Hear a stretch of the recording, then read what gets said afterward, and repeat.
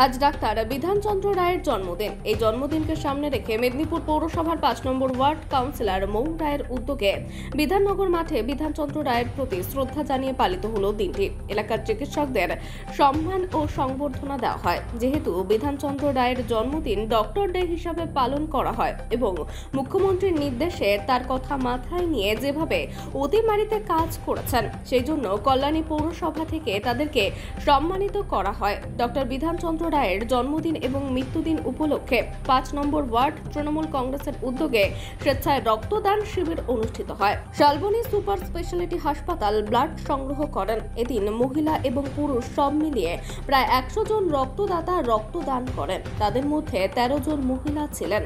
এই অনুষ্ঠানে উপস্থিত ছিলেন মুখ্য স্বাস্থ্য আধিকারিক সৌম্য শঙ্কর সারেঙ্গে, পৌর প্রধান সৌমেন খান, তৃণমূল জেলা সভাপতি সুজয় হাজরা, নির্মাল্য চক্রবর্তী, সৌরভ বসু সহ অন্যান্য বিশিষ্ট ব্যক্তিরা। আজকে ডক্টর বিধানচন্দ্র রায়ের জন্মদিন এবং মৃত্যুদিন। আমরা এমন একজন মানুষকে পশ্চিমবাংলার মানুষ পেয়েছিলাম, যিনি মুখ্যমন্ত্রী নয়, তিনি একজন প্রকৃত দশা চিকিৎসক ছিলেন, যিনি স্টেথোস্কোপ বিহীন মানুষের রোগ ধরে যেতে পারতেন, মানুষকে শরীর খারাপ অর্থাৎ এমন একজন ডাক্তারকে আমরা পেয়েছিলাম, যিনি চোখে দেখে রোগীর চিকিৎসা শুরু করে দিতেন। তাই আমরা জীবনে ধন্য মনে করেছি এবং মেদিনীপুরের বিধাননগর এমন একটা জায়গা, যে বিধাননগরে আমরা বিধানচন্দ্র রায়ের মতো মানুষের নামে আমরা নামাঙ্কিত করেছি। তাই তার প্রতি কিন্তু আমরা মাল্যদান করেছি। আমরা ঈশ্বর দেখতে পাই না, কিন্তু আমরা ঈশ্বরের মধ্যে দিয়ে, ডাক্তারবাবুদের মধ্যে দিয়ে আমরা ঈশ্বরকে পাই। কিন্তু তারা রোগ জীবন দেয়, আমাদের প্রাণে স্পন্দন দেয়। অন্যদিকে রক্ত যারা দিচ্ছে তারা আমাদের কাছে দেবতা, কারণ তাদের এক ফোঁটা রক্তের মধ্য দিয়ে বহু মুমূর্ষু রোগীর প্রাণ বেড়ে পাবে। তাই এরা আমাদের কাছে দেবতা।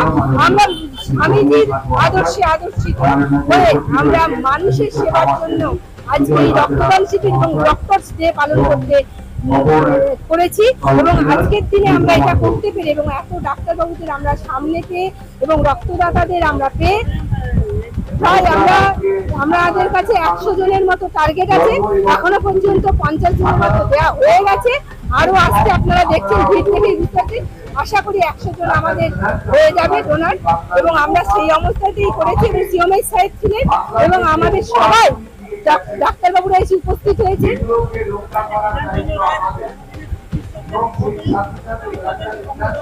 আমরা 50 জন, আমাদের পাড়াটাই হচ্ছে ডক্টর পাড়া এবং আমাদের এটা সৌভাগ্য যে আমার ডাকি ডাক্তারবাবুরা এসেছেন। ডক্টর ভুঁইয়াকে দেখতে পাচ্ছেন, যিনি চলার মতো অবস্থায় নেই, যে তবু তিনি এসছেন আমাদের মধ্যে।